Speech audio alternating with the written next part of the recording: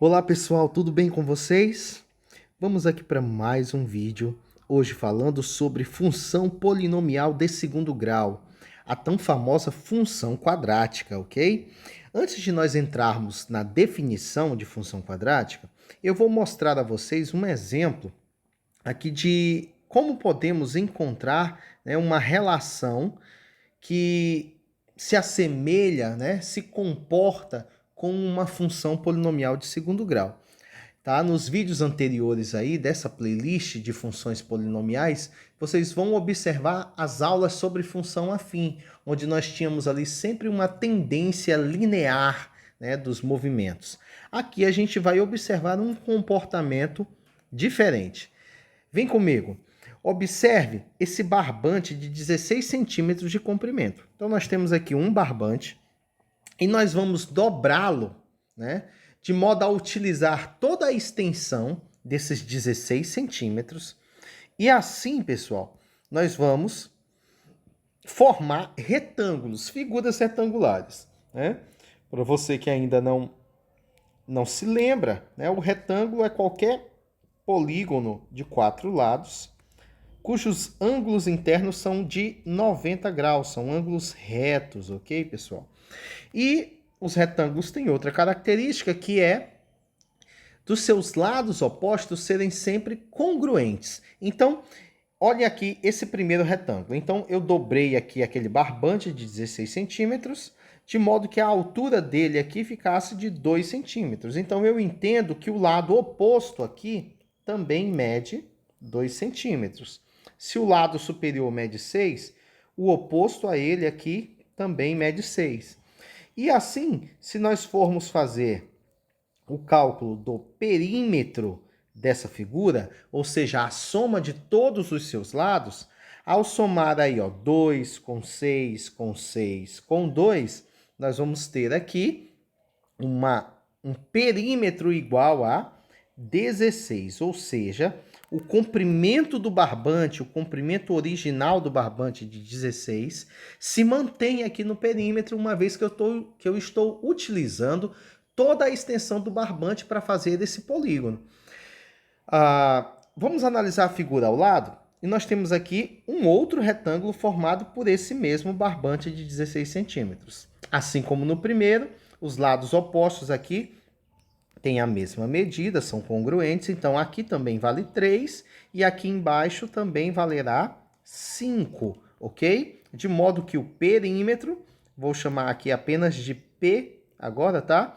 O perímetro, que é a soma dos lados, vai ficar 5 com 5, 10, com 3, 13, com mais 3, 16 centímetros. Então, gente, fica claro aqui que uma vez que eu estou utilizando o mesmo pedaço de barbante, o seu perímetro vai se manter constante. Ou seja, todas as figuras retangulares formadas a partir desse barbante de 16 centímetros terá um perímetro de 16 centímetros. Entretanto, é notório que a forma desses retângulos muda. Né? Então, o que está mudando aqui de fato? Então, o que muda, pessoal, é a superfície, né, das figuras formadas, ou seja, a área dessas figuras. E aí sabemos também que a área de qualquer figura retangular é o cálculo da base multiplicado pela altura da figura, ok? Então, para esse primeiro retângulo, nós temos uma base 6, uma altura igual a 2, logo, a área desse primeiro retângulo é de 12 centímetros. Aqui, como nós temos uma superfície, é centímetros quadrados, ok, pessoal?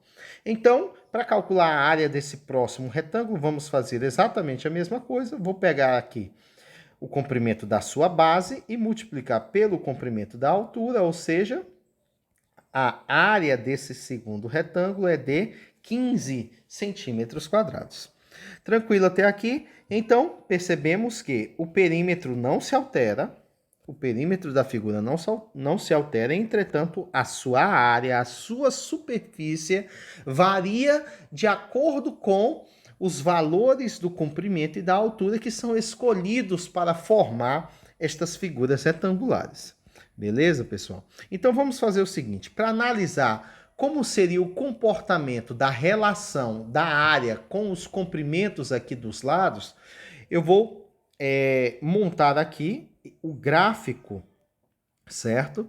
Do que seria, podemos chamar aqui esse comprimento, essa figura aqui, que está na vertical, esse eixo vertical, eu vou chamar de eixo da área, ok? Então aqui nós teremos a área do retângulo. No eixo vertical, nós vamos expressar aqui o comprimento da área dos retângulos formados, certinho? Enquanto que aqui no eixo horizontal, nós poderíamos escolher o comprimento ou a altura. Eu vou escolher aqui, por exemplo, a altura do retângulo, certo, pessoal? Então é o seguinte, aqui nós já tivemos dois exemplos, né? Por exemplo, aqui no exemplo 1, para uma altura de 2 centímetros, a área foi 12. Para uma altura de 3 centímetros, a área foi igual a 5, tá? Então aqui a gente pode fazer, pessoal, uma relação, onde eu vou colocar aqui valores para x, né? Onde x vai ser o meu eixo aqui, ó, o meu eixo horizontal, que eu vou chamar de eixo x, que vai expressar a altura, enquanto que o meu eixo aqui vertical y vai expressar a área, tudo bem? Então aqui eu vou colocar, ó, x, vou colocar y, o x representa a altura e o y vai representar a área. Então vamos lá, pense um pouquinho. Qual seria o menor valor que essa altura poderia assumir? Então, gente, sabendo que isso se trata de um polígono, de uma figura geométrica, nós não vamos admitir valores negativos para x, nem muito menos o valor zero, pois imagine uma figura com altura igual a zero, sabendo que nós precisamos calcular a base vezes a altura. Ou seja, se a altura é zero, automaticamente a área desse polígono também seria igual a zero.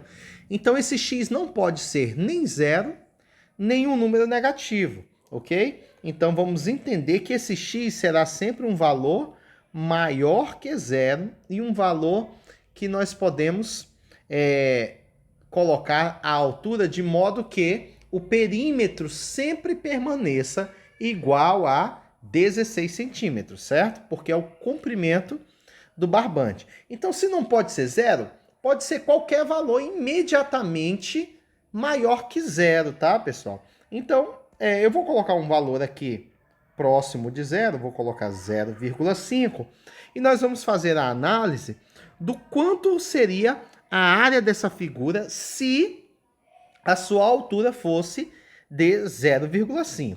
Vamos fazer essa análise? Analise aqui comigo. Eu vou fazer essa figura aqui, pessoal, tá? Então, lembre sempre que o perímetro dessa figura tem que ser sempre igual a 16 centímetros. Então, se nós estamos colocando ali meio centímetro de altura, então eu tenho também meio centímetro aqui do lado esquerdo. E nós temos aqui meio com meio dá 1 centímetro. Sabendo que o perímetro tem que ser 16, 1 para 16, faltam 15.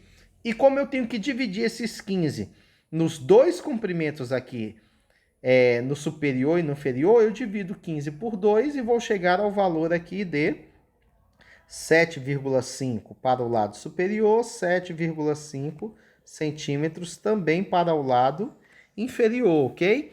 Então, a área dessa figura seria a base, que é 7,5, vezes a altura, que é 0,5, chegando aqui a um valor de 3,75 centímetros quadrados, ok? Então, olha aqui, vamos anotar esse primeiro valor. Quando o meu x vale 0,5, olha só, quando o x vale 0,5, a minha área vale 3,75. Então, vamos dizer que aqui, ó, 1, 2, 3, 4. Então, 3,75 está aqui bem pertinho do 4, tá? Vamos colocar esse valor aqui, ó, 3,75. E aí eu vou unir aqui essas projeções ortogonais e encontrar aqui o nosso primeiro ponto, certinho? Então tá aqui o primeiro ponto do gráfico. Para uma altura igual a 0,5, nós temos uma área de 3,75. Tranquilo até aqui? Vamos para a próxima. Então vamos lá, eu vou continuar colocando valores aqui para a minha altura. Então vou colocar aqui 1, 2, 3, 4, 5, 6, 7. E aí entra a pergunta. A primeira pergunta que eu fiz aqui anteriormente foi qual seria o valor mínimo, não é? Qual seria o valor mínimo que o x poderia assumir? Agora eu pergunto também, qual será o valor máximo que essa altura pode assumir? Lembre novamente que ele tem 4 lados, então tem que sobrar e que essa altura ela se repete aqui lá no lado esquerdo, certo, pessoal? Então, se eu só tenho disponível 16 centímetros, se eu pegasse, por exemplo, 8 centímetros do lado direito, eu teria que ter aqui, como são congruentes, 8 centímetros do lado esquerdo também. Sobraria quanto aqui para o comprimento? Sobraria nada, né? Então, significa que esse comprimento, gente, essa altura, ela não pode ser igual a 8. Ela tem que ser um valor menor que 8. Por que eu estou falando 8? Porque é a metade de 16, ok? Então eu tenho que pegar um valor que seja imediatamente menor que o 8, tá? Por exemplo, eu posso pegar aqui o próprio 7,5. Poderia pegar o 7,9 ou qualquer outro do tipo. E aqui eu também pegaria 7,5. Sobraria o que, pessoal? Aqui para a altura, sobraria meio centímetro, né? Pois aqui somando meio de cima com meio de baixo dá 1, mais 7,5, 7,5 dá 15, que fecha os 16. Então, percebam que o valor máximo que ele pode atingir, a altura, para manter esses 16 centímetros de perímetro, é um valor que seja imediatamente menor que 8. Então, eu não vou poder usar valores maiores que 8, tá? Eu vou colocar aqui um 7,5 só para a gente ter um valor mais próximo que o próprio 7, tá? E assim nós vamos colocar aqui os seus correspondentes nessa tabela e em seguida vamos colocar no gráfico para analisar o comportamento, né, da área em função da altura, certo, pessoal? Então esse primeiro já calculamos.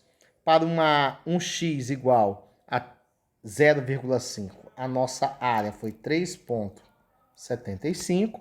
Agora vamos fazer a mesma análise para x igual a 1, x igual a 2 e assim sucessivamente. Eu vou apagar aqui esses valores do lado e também da área para que nós calculemos para os novos valores, certo? O perímetro se mantém e é 16. Então vamos lá. Se a altura for 1, aqui também teremos 1. 1 com 1, 2. Para 16, faltam 14. Então, sobraria aqui 7 em cima, 7 embaixo. Some as 4 medidas, vai dar exatamente quem? O 16, que a gente sabe que é o comprimento do barbante, certinho, pessoal? Então, já temos aqui as medidas. E a área vai ser igual a quanto? Então, lembre que para calcular o valor da área, a gente faz o quê? A gente faz a base, que é 7, vezes a altura, que é 1. Ou seja, 7 centímetros quadrados, ok? Então, se a altura for 1, a área vai ser igual a 7 centímetros quadrados, ok? Eu vou colocar aqui em cima que esse y será sempre em centímetros quadrados, da mesma forma que esse x será sempre em centímetros, ok, pessoal? Então vamos lá. Quando o x for igual a 2, novamente eu vou apagar aqui, agora para um x igual a 2. Então, se a altura for 2, esse outro lado também mede 2, 2 com 2 dá 4, para um perímetro de 16 sobram 12, ou seja, vai ficar 6 aqui em cima, 6 aqui embaixo. Dessa forma, a área vai ser a base, que é 6, vezes a altura, que é 2, chegando a um valor de 12. Ou seja, Quando a altura for 2, a área desse retângulo será 12. Continuando, vamos fazer o cálculo aqui. Já conseguiu desenvolver aí de forma mental? Então vamos lá, quando aqui for 3, né? 3 e 3 dá 6, para 16 faltam 10, então sobra 5 para cada lado aqui do comprimento, né? Já percebeu também que se eu somar aqui só uma altura e só um comprimento, essa soma aqui sempre vai ter que ser igual a 8, né? Por que 8, professor? Porque é a metade do perímetro. Então eu tenho que ter 8 na soma de cá e 8 na soma de lá. Essa soma sempre vai ter que ser igual a 8. Então, se aqui é 3, você consegue dizer rapidamente que o comprimento será 5, tá? De modo que a área vai ser igual a quanto? Então, sabendo que aqui é 5, a área vai ser a base, que é 5, vezes a altura, que é 3, e a gente chega a um valor de 15. Então, para um comprimento de altura igual a 3, a área desse retângulo é igual a 15. Ok? Continua. Vamos fazer novamente. Agora, para x igual a 4. Se a altura for 4, lembra aí da dica que eu dei? Aqui vai ter que fechar 8, né, pessoal? Então, 4 mais 4 é 8. Então, se aqui é 4, aqui também é 4. Se o comprimento é 4, aqui também vale 4. E aí, 4 vezes 4, 16, ou seja, o perímetro se manteve em 16, tá correto? Então, para uma área igual a uma altura igual a 4, a área dessa figura é igual a 16. Olha só, pessoal, que interessante. Aqui a gente veio aumentando o valor de x, não é isso? E a área seguiu também aqui aumentando, né? Juntamente com o aumento da altura. Então, o que você acha? Que à medida que eu continuar aumentando essa altura, a área também vai aumentar? Né? É o que parece, né? Mas vamos ver. Vamos fazer essa conta. Olhem só. Agora, eu vou colocar 5 aqui de altura, certo? Então, nós vamos ter 5 também, vou dar um total de 10. Para 16, sobram 6. Então, aqui, cada um desses comprimentos vai ter que ser igual a 3, ok? E aí, vamos calcular a área. Então, a área vai ser a base, que é 3, vezes a altura, que é 5, e isso vai dar 15. Olha só, então, quem achou que ele iria continuar aumentando, veja o que aconteceu agora. Eu aumentei a altura, continuei aumentando a altura, porém, a área começou a diminuir. Vamos ver se essa diminuição ela permanece aqui. Então, vamos lá. Agora eu vou colocar uma altura igual a 6, gente. Olha só. Colocando 6, aqui também tem que ser 6. 6 e 6, 12. Para 16, faltam 4. Então, sobram apenas 2 para lá, 2 para cá. A área, então, vai ser a base, que é 2 vezes a altura, que é 6, chegando a uma área total de 12. Olha só, aumentando a altura e a área agora continua diminuindo. Então, perceba que esse comportamento já não é um comportamento linear, como eram nos vídeos anteriores aí de função afim. Já é um comportamento diferente. Já já nós vamos colocar aqui nesse gráfico para analisar que formato é que esse gráfico vai apresentar. Então, quando x for igual a 7, coloque aqui a altura é igual a 7, esse lado também tem que ter 7, 7, 7, 14, para 16 faltam 2, sobra apenas 1 para lá e 1 para cá. Então, essa área agora é base, que é 1, vezes a altura, que é 7, chegando a uma área de 7 centímetros quadrados. Certinho? E para fechar aqui, pessoal, eu vou colocar o 7,5. Então, vou colocar 7,5 de altura. Aqui também vai ter que ter 7,5. 7,5 com 7,5 é 15. Para 16 só falta 1. Então, esse 1 eu vou ter que dividir aqui. Ou seja, vai ficar 0,5 aqui, 0,5 aqui. Certo? Pois o perímetro tem que se manter em 16, que é o comprimento do barbante. Dessa forma, a área vai ser o 0,5 vezes o 7,5. Lembra que nós já fizemos esse cálculo? Foi esse mesmo cálculo aqui, né? Só que estavam invertidos. Aqui era a base, media 3,75 vezes a altura de 0,5 e aqui é o contrário. Aqui a altura agora é 7,5 e a base é 0,5. Mas o valor é o mesmo, ok? Então o valor também será 3,75. Fechou?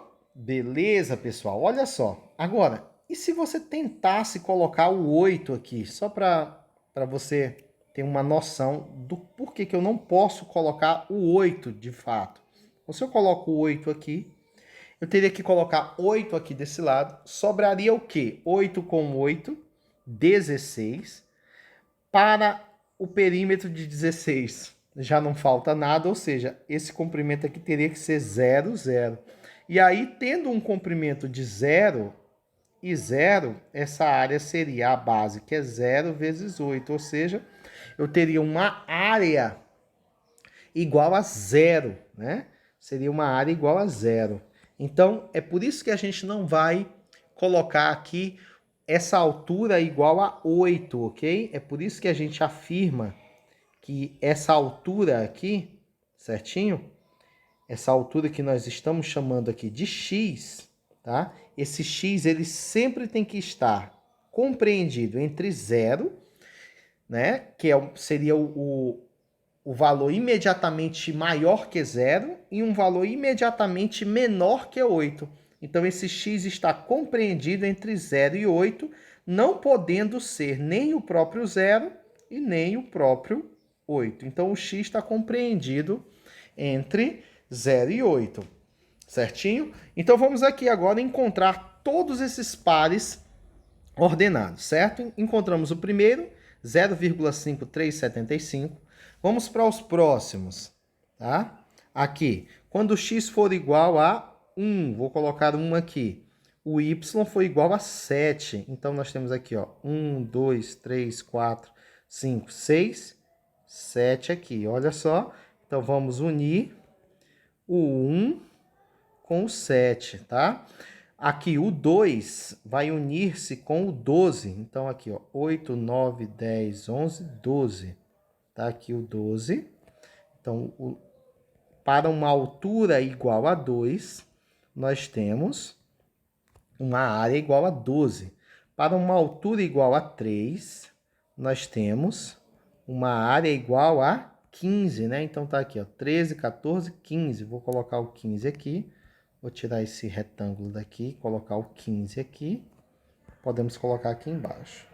Área do retângulo para não atrapalhar aqui o nosso gráfico, tá? Então, quando o x, né, quando a altura foi 3, a área foi 15. E quando a altura foi 4, a área foi 16. Olha só, gente.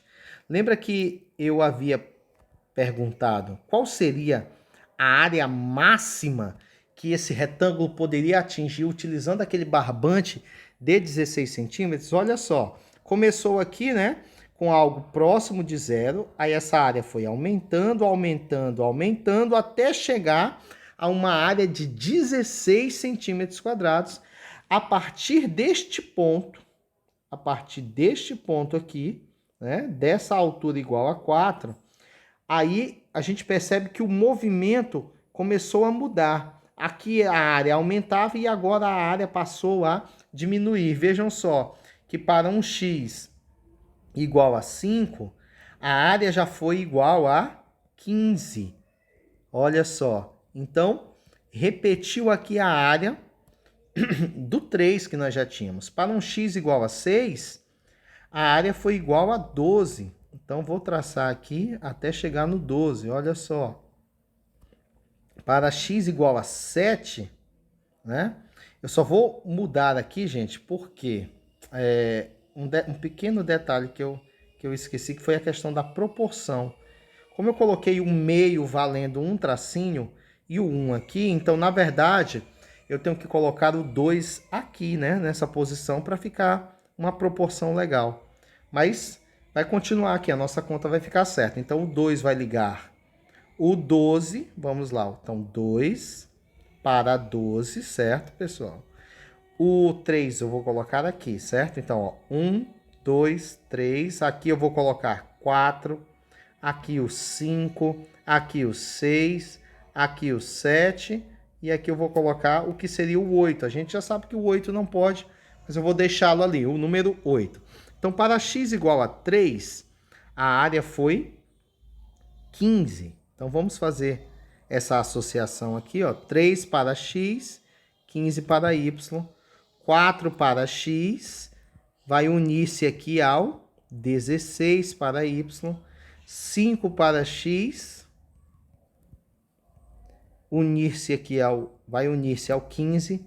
Quando a altura foi 6, a nossa área foi igual a 12.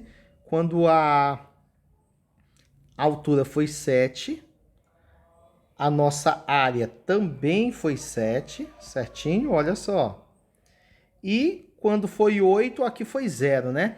O que a gente pode fazer aqui, pessoal, é o seguinte. Eu sei que o 8 não faz parte, então eu posso deixar aqui, ó, um intervalo, que nós chamamos aqui de intervalo aberto, ok? Eu posso colocar o 8, assim como eu posso, por exemplo, colocar o 0 aqui, só que deixar um intervalo aberto. Porque deixando o intervalo aberto, eu estou dizendo que esse número 8 e esse número 0 não pertencem ao o que seria aqui o domínio de x, ok? Eles não pertencem ao domínio de x. Então, vamos lá. Unindo esses pontos, a gente vai ter aqui. Vou unir aqui todas as interseções dessas projeções, inclusive essa aqui, que vai ficar com um intervalozinho aberto. Então, a gente vai ter essa figura. Vamos ver se eu consigo traçar aqui sem ficar imperfeito. Vamos ver se eu consigo. Ficou mais ou menos, tá? Eu vou tentar fazer aqui a mão livre mesmo, tá? Seria algo assim, ó. Então, ele vai passar por esse ponto, vai passar por esse ponto aqui, vai chegar lá na altura máxima, a área máxima, que é 16. Aí ele vai descer agora e vai descendo até que essa área seja mínima aqui, que é algo muito próximo de 0. Então, percebam que a área chega muito próximo de 0, mas não pode ser 0, porque senão, na verdade, esse polígono nem vai existir. Porque se essa altura for tão pequena ao ponto de chegar a 0, as duas bases do retângulo vão se sobrepor e esse retângulo, na verdade, viraria uma linha, né? Então, essa altura não pode ser 0. E nem pode ser 8 também, pois aconteceria a mesma coisa, só que no sentido vertical, tá? Então, olhem só o comportamento. Esse comportamento, pessoal, é o comportamento que nós chamamos de comportamento parabólico, tá? Então, você aí que tem ou que já viu em alguma residência aquelas antenas parabólicas, elas têm exatamente esse formato, pois elas são formadas, né, a partir da revolução de uma parábola dessa, ela tem aquele formato parabólico e por isso recebe o nome de antena parabólica, tá? A parábola é essa figura, né, que ela tem ali um valor máximo nesse caso. Nesse caso aqui, o valor é máximo e a sua abertura aqui, ó, está para baixo. A sua abertura está aqui para baixo. Essa abertura nós vamos chamar de concavidade, que é a abertura da parábola. Assim como aquele ponto mais alto, nós vamos chamar de vértice. Mas isso a gente vai ver agora. Então, analisem que, com esse exemplo do barbante, eu quis mostrar como se comporta a área de um retângulo, uma vez que eu fixo o seu perímetro. Uma vez que o seu perímetro foi fixado, alterando-se a altura, nós alteramos também a área, né, da figura formada, uma vez que o perímetro estava ali sempre constante. E aí a gente conseguiu observar que o movimento, né, que a característica desse gráfico é uma característica aqui parabólica. Ele cresce e depois decresce, certinho? E isso aqui é um gráfico característico da função polinomial de segundo grau. Então, nós vamos falar sobre ela agora. Vamos falar da definição da função polinomial de segundo grau. Então, vem comigo agora para a definição, tá? Então, vamos fazer essa definição, ok? De função quadrática. Então, vamos lá. Definição de função quadrática. A função quadrática, né, também chamada de função polinomial de segundo grau, pessoal. Então, vamos lá.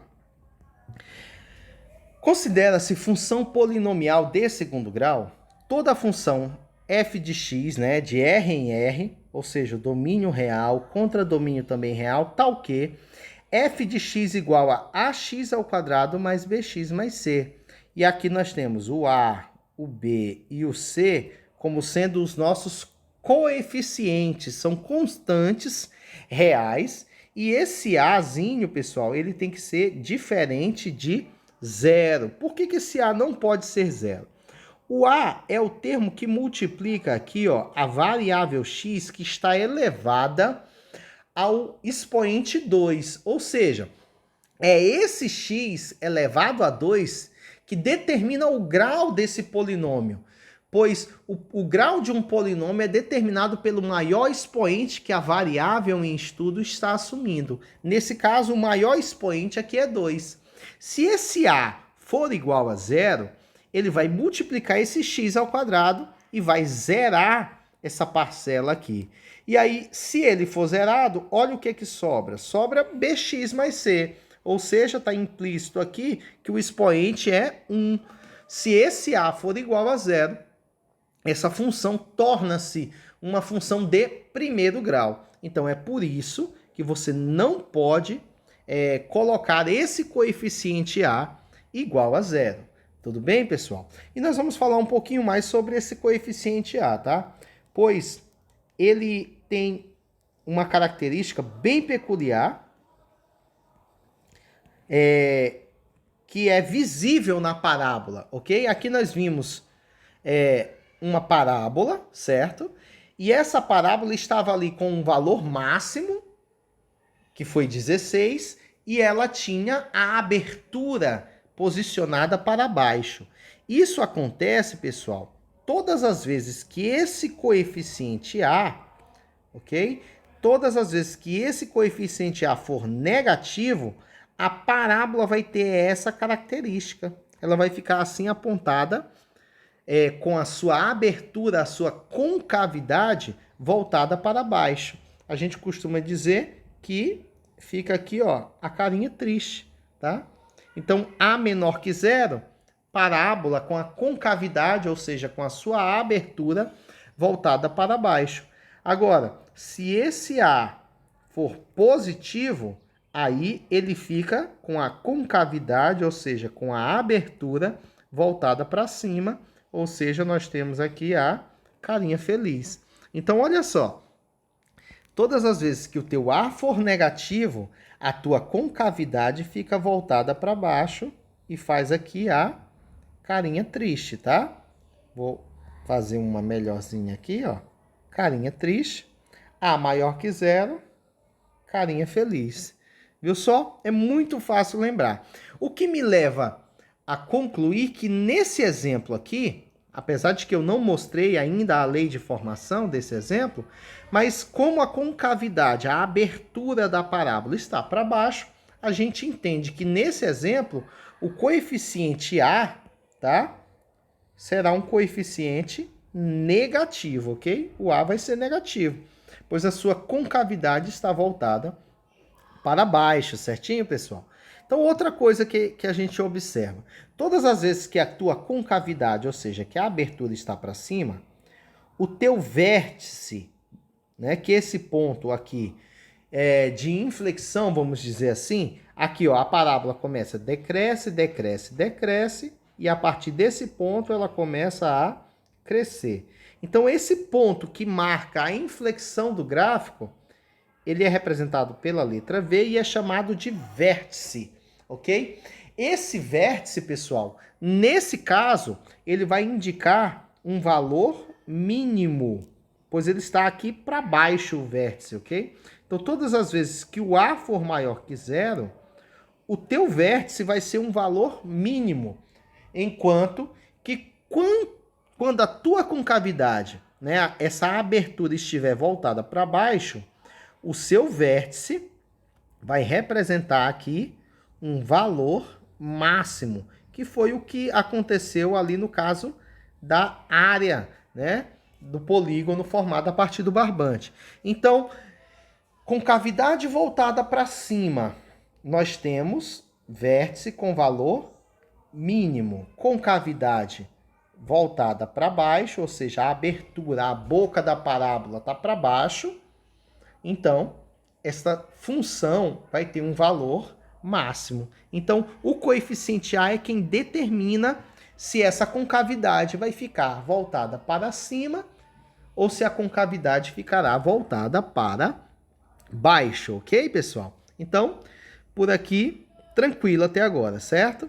Então, esse é um ponto marcante aí do coeficiente A.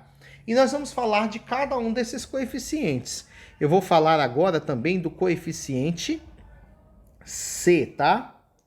E por que o C? Existe um motivo. Eu vou explicar primeiro do C, porque quando eu for explicar o B, eu vou precisar que você já saiba o que o coeficiente C indica para nós, né, graficamente falando. Então, o coeficiente C... Ah, tá, outra coisa. O coeficiente A de qualquer polinômio, quando ele multiplica a variável que está elevada ao maior grau, ele recebe o nome de coeficiente dominante, tá? Então, independente do grau do polinômio, o coeficiente que vai multiplicar essa variável que está elevada ao maior grau, ele é chamado de coeficiente dominante.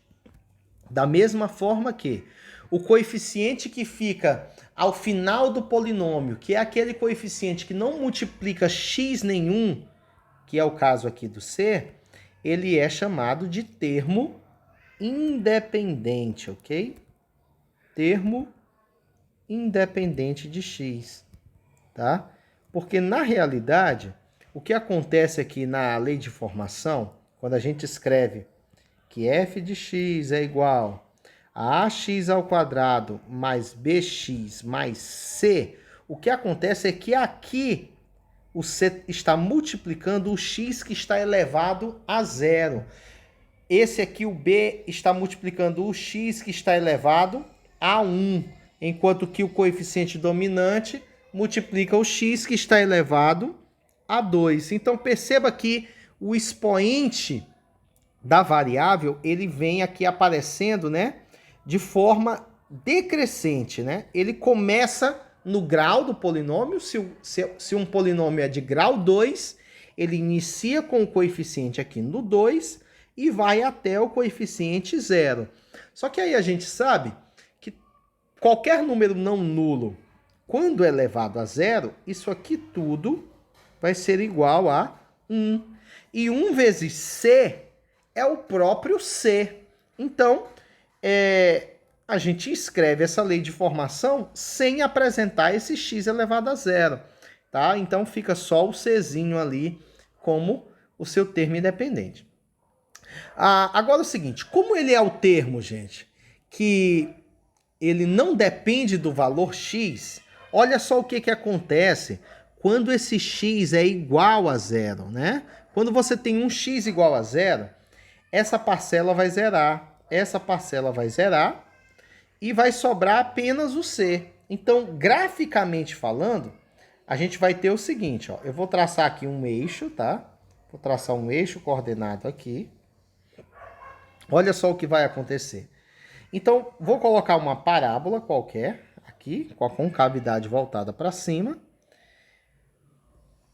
Vou colocar uma parábola aqui com a concavidade voltada para cima. E o coeficiente C, pessoal, vai indicar para nós esse ponto de interseção da parábola com o eixo Y, com o eixo vertical. Então, todas as vezes que você analisar um gráfico, o ponto de interseção desse gráfico com o eixo Y, que é o eixo das ordenadas, vai te fornecer esse termo independente que é C. Vou traçar mais um gráfico aqui para demonstrar isso. Mais um gráfico aqui, vamos lá. Vou colocar aqui outra parábola, certo? Agora, olha só. Onde é que se deu a interseção? Se deu nesse ponto aqui, tá? Então, aqui está o coeficiente C. Então, pessoal, é muito simples. O coeficiente C indica para nós o ponto de interseção do gráfico, né? Nesse caso, da parábola, com o eixo Y, com o eixo das ordenadas. Tranquilo até aqui? Então, falta ainda falar do coeficiente B, vou falar dele agora. O coeficiente B, e aí você vai entender o porquê que eu expliquei o C primeiro. O coeficiente B, ele vai me dizer qual é o crescimento do gráfico após, né, essa interseção do gráfico com o eixo Y. Ou seja, você vai olhar para o C e vai dizer assim, após o gráfico tocar C, ele era crescente, ele era decrescente ou ele era um valor constante? Então, vamos fazer essa análise. Analisa comigo aqui agora. Então, imagine que você está descrevendo um movimento partindo do gráfico aqui da esquerda para a direita. Então, vamos lá. Eu estou descrevendo um movimento aqui e aí toquei em C. A pergunta que fica é, quando tocou em C, você estava subindo ou descendo? Nesse caso aqui, estava descendo, ok? Então, eu vou dizer que, por causa disso, o coeficiente B aqui, ele é negativo. Agora, olha só, percorre o gráfico aqui comigo nessa segunda situação. Quando você tocou o eixo Y, né, lá em C, você estava... O movimento aqui era de subida, de descida, ou era um movimento, vamos dizer, paralelo ao eixo X? Era um movimento, nesse caso, de subida. Então, aqui nesse exemplo, o B é positivo. Viu só como é fácil analisar? A análise do A aqui é muito simples, né? Concavidade para cima, então o A é positivo. O C aqui é o ponto de interseção. Se essa interseção se deu na origem, você vai dizer que esse C aqui, por exemplo, ele é um C igual a zero, porque a interseção se deu bem na origem, certinho? Aqui, o C, a interseção se deu, olha, a origem é a interseção entre os eixos coordenados. Está aqui a origem do sistema cartesiano. O C apareceu acima da origem, então você vai dizer que nesse caso aqui, o coeficiente C é positivo, pois a interseção do gráfico com o eixo Y, que é esse ponto que indica o C, se deu acima do zero. E aqui o A é negativo, pois a concavidade está voltada para baixo. Viu como é fácil fazer essa análise do sinal de A, B e C? Então, vamos aqui fazer um exemplo para fixar isso que a gente acabou de dizer. Então, essa questão aqui da UFMG diz o seguinte: o trinômio y igual a ax ao quadrado mais bx mais c está representado na figura. A afirmativa correta é... Então, ele quer que a gente analise aqui os sinais de A, B e C, certo, pessoal?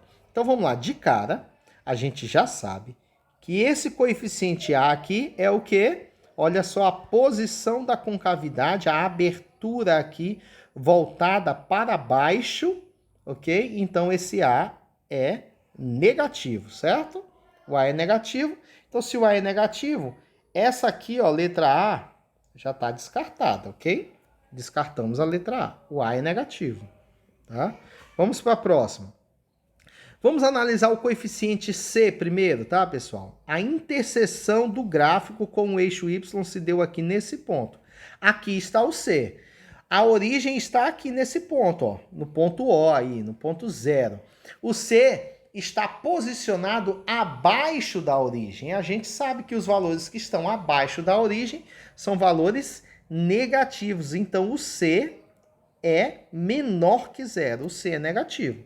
Então, se o C é negativo, a gente já descarta também aqui a letra D e a letra E, certinho? Então, restou para nós aí só as alternativas B e C. Agora, vamos fazer a análise do B. Lembra que para analisar o B, você vai percorrer o gráfico até tocar o eixo Y. Então, vamos percorrer, ó. Por enquanto, subindo, subindo, subindo, subindo. Passou o vértice, agora começou a descer, descer, descer, descer, sendo que no ponto de interseção o gráfico estava descendo, ok? Então, se você estava descendo, indica que o B, nesse caso, é negativo, certinho? Então, aqui resta para nós concluir que a alternativa correta é a alternativa B. Viu como foi simples fazer essa análise? Então, você já consegue dizer os sinais dos três coeficientes A, B e C só olhando o gráfico, certinho? Vamos para a próxima. Então, aqui, exemplo 2 da UFPR. A única função cujo gráfico pode ser a parábola representada na figura abaixo é... Então, vamos lá. Primeiro, vamos analisar aqui os coeficientes A, B e C, certo, pessoal? Então, vamos colocar aqui, ó. Eu quero analisar o A, o B e o C. Vamos analisar o A primeiro. Com cavidade voltada para cima, a abertura para cima, indica para nós que esse A é maior que zero, ou seja, o A é positivo. A interseção do gráfico com o eixo Y se deu nesse ponto, ou seja, acima da origem. Logo, o coeficiente C também é positivo. Fazendo a análise aqui do B, ó, percorrendo o gráfico, ao tocar o ponto C, o gráfico está descendo, certo? Então, percorre aqui, ó, vai percorrendo, está descendo. Ele só começaria a subir aqui depois do vértice, ó. Só a partir desse ponto é que ele começaria a subir. Então, lá no ponto C, que é o que nos interessa, nesse ponto, ele está descendo, ou seja, o coeficiente B também é negativo. Agora, vamos aqui para as alternativas. A letra A, ó, o A é positivo, beleza, A positivo, só que o nosso B é negativo, então aqui, ó, tá mais, a letra A tá fora. Então aqui, A positivo, beleza, B negativo, C positivo. Então a letra B tá no páreo ainda, né? Vamos deixar a letra B aí. Aqui, ó, A positivo, B positivo.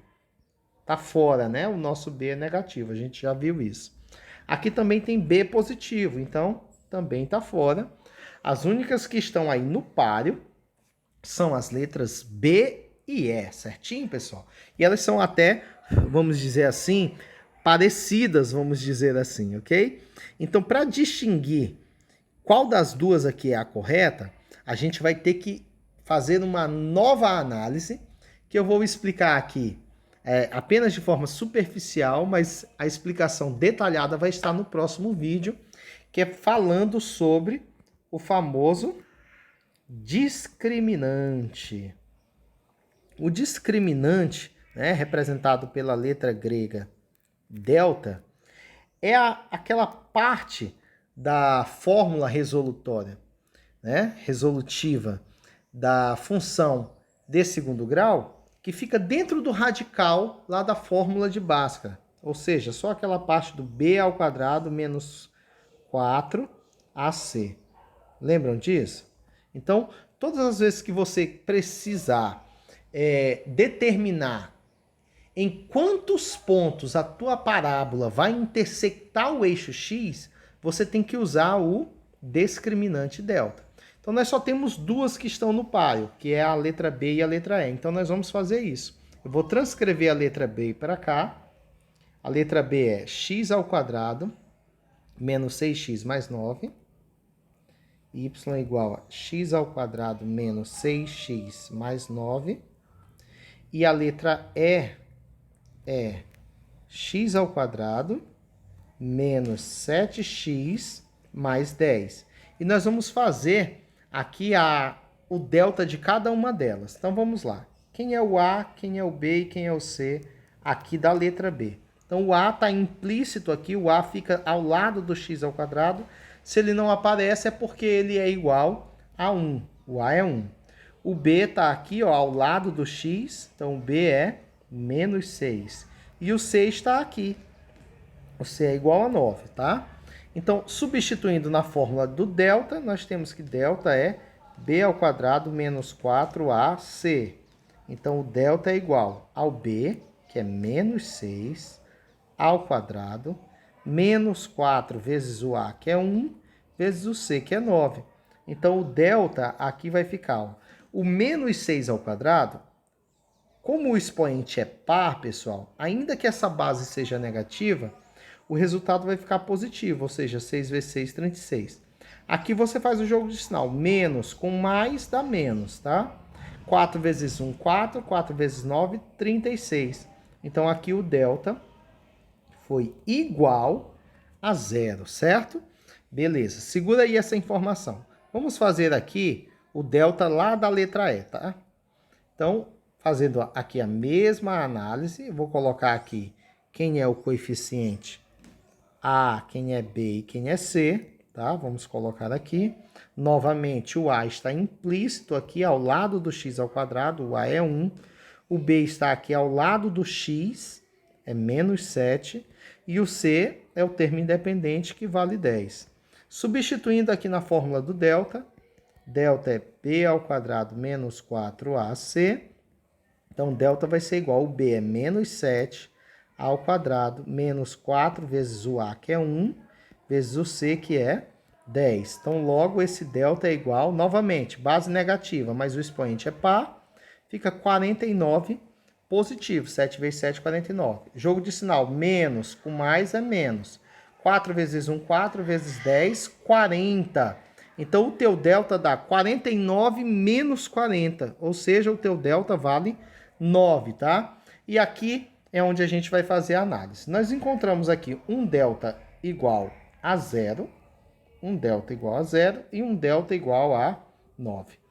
O discriminante delta, pessoal, ele determina em quantos pontos esse gráfico vai intersectar o eixo X. Por quê? Porque ele me diz se essas raízes elas vão ser distintas, se elas vão ser raízes iguais ou se não vai existir raiz real para aquela função. E a análise é a seguinte: todas as vezes que o teu delta for negativo, ou seja, menor que zero, você vai dizer que não existe raiz, né, real. Não existe raiz pertencente ao conjunto dos números reais. E a consequência gráfica disso é que não vai tocar, ou seja, não toca o eixo X. A consequência gráfica de um gráfico em que delta é menor que zero é essa. Ele não vai tocar o eixo X. Agora, se esse delta for igual a zero, aí você vai ter duas raízes, ok? Você vai ter duas raízes reais, porém essas raízes serão iguais, ok? Duas raízes reais iguais. Ela apresenta duas raízes, mas elas têm exatamente o mesmo valor. A consequência gráfica disso é que, como as duas raízes são as mesmas, significa que o eixo X vai ser intersectado em apenas um ponto. Ou seja, a parábola, a consequência gráfica disso é que a parábola toca o eixo X em apenas um ponto, ok? Então, a consequência gráfica disso é que a parábola vai tocar o eixo X em apenas um ponto. E aí, para fechar aqui, se o delta for maior que zero, se o delta for positivo, aí nós teremos duas raízes reais que são diferentes uma da outra. Então, são duas raízes reais distintas. E aí, a consequência gráfica disso é que a parábola tocará o eixo x. Se os pontos são distintos, então a parábola toca o eixo x em dois pontos, né, diferentes, em dois pontos distintos, certo, pessoal? Então, essa é a consequência gráfica em cada um dos casos. Se o delta for negativo, a função não possui raiz real e, consequentemente, o gráfico não tocará o eixo x. Se o delta for igual a zero, as raízes serão iguais, serão idênticas e, consequentemente, a parábola vai tocar o eixo x em apenas um ponto. Agora, se esse delta for maior que zero, ou seja, um delta positivo, essa função terá duas raízes reais distintas, diferentes, e por isso a parábola vai tocar o eixo x em dois pontos distintos. Volta lá no seu gráfico. Em quantos pontos aqui a parábola intersectou o eixo x? Então, nós vamos observar que ela intersectou em dois pontos. Então, a análise que a gente faz é que o discriminante delta aqui nessa situação, ele é positivo. O delta é positivo. E em qual das duas funções nós tivemos um delta positivo? Na letra E, ok? Na letra B, o delta deu zero, ou seja, para a letra B, o gráfico da parábola tocaria o eixo x em apenas um ponto. Como tocou em dois, é porque o delta é positivo e, consequentemente, aqui a alternativa correta é a letra E. Tá ok, pessoal?